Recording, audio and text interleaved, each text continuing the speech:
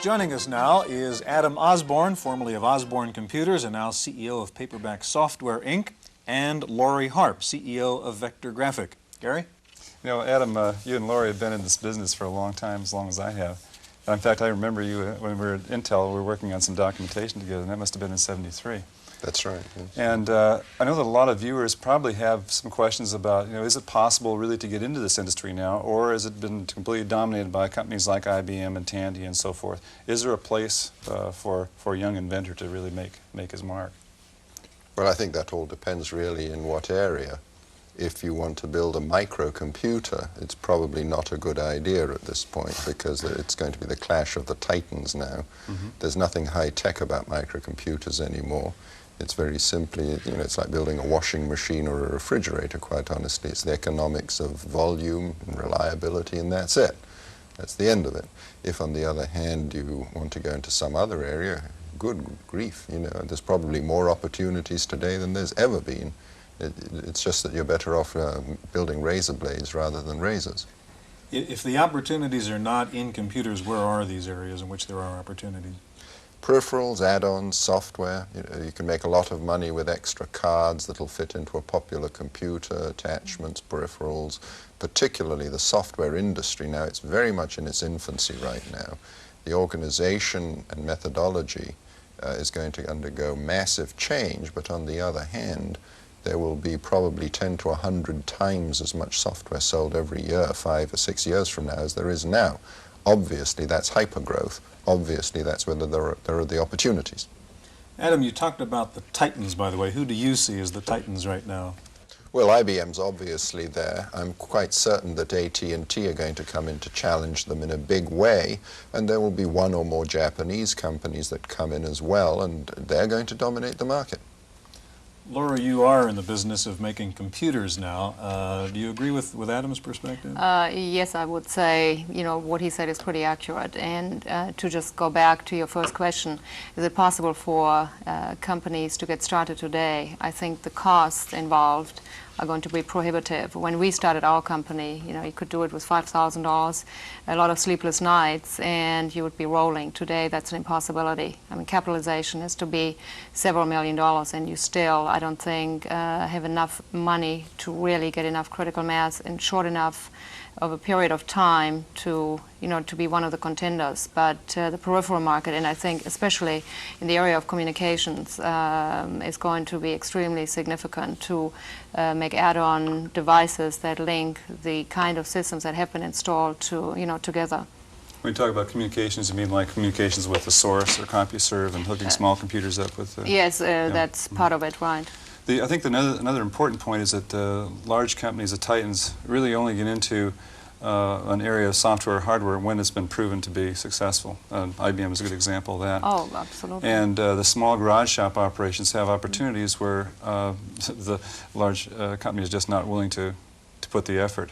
Yeah. And well, so those are the spin-off areas that I think that will be. There's also price consideration as well. When people are talking about investing thousands of dollars, they tend to be very careful about where they're buying because it's an investment. When they're buying a $50 product, or even up to maybe sometimes a couple of $100, they say, what the heck? If it doesn't work, I've learned something. That's why a lot of these very inexpensive computers sold as well as they did later just to collect dust. There never will be an IBM in software, for example, because you're now eventually you'll be dealing with $50 products, and there's the vicariousness of human nature. Everyone's going to want to buy that little something different. And it's only a $50 investment. That's where a lot of the real inventors are going to show up, would be in the software area. Right. There's a comment you just made about the number of small computers that are gathering dust. Do you have any just ideas of what you think the number of, or the percentage, say, of personal computers that, let's say, below the $1,000 mark, that are actually being used productively, in, say, a home or? I would say probably 50% are catching dust. Mm-hmm. I have no way to totally substantiate that because I don't think a lot of research has been done on non-utilization of computers. But I personally know several people who had gone out in the early days, bought a Radio Shack, bought the early available computers, and are going out now. They bring them home, and they really suddenly realize they don't have quite the need they thought they had for a system. I would say probably 50%. I don't know if you agree with that, Adam, but... Well, we've done a little bit of research in this area. It does tend to vary quite a lot by brand. The ZX80 and ZX81, probably more than any, are now collecting dust, simply because they were bought initially by people who just wanted to find out what a computer was all about, and they spent $100 doing it. So that it served its purpose, so the fact it's collecting dust is no longer an indictment of the product. The Commodore 64, we find, more than any is collecting dust, and that's a lot of it to do with reliability problems, where people just say, well, you know, they're just not going to get it fixed when it stops working. It only costs $200 in the first place. It seems like a lot of the inventiveness that's going to go into software is really going to be around products that really make personal computers are useful in the home, and take them out of the closet. Well, if they haven't been purchased yet, but actually make when they come into a home that they're actually used in a way that's productive. Is that a concern of the industry, Adam? You suggested, well, it doesn't matter, something like the Sinclair. Well, it served its purpose. Or are people in this industry concerned about making sure that, I assume you want people to use these products, because then they'll go out and buy the peripherals and buy the software and so on?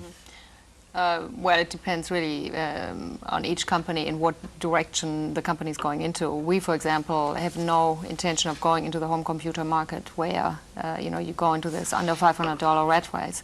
I mean, the economies of scale in manufacturing must, you know, companies such as ours can never accomplish that. So, you know, from my vantage point, it's not an area I'm interested in. I mean, anything under $3,000 is, you know, an absolute no, you know, for our company. We hear about the falling out that is starting to take place and will take place in the computer field, and Adam, people cite your company is one of those examples. Is that, in fact, something that has to happen and is going to happen? Well, Osborne Computer's failure was nothing to do with falling out. It was nothing to do with industry competition or collapse. The company, plain and simple, committed suicide. All I will say about it right now is that everything you have read in the paper you can hit the reset button on, because it's not right. This is not yet the right time for me to say what really happened, so I'm not going to. So you don't, Adam. That's right.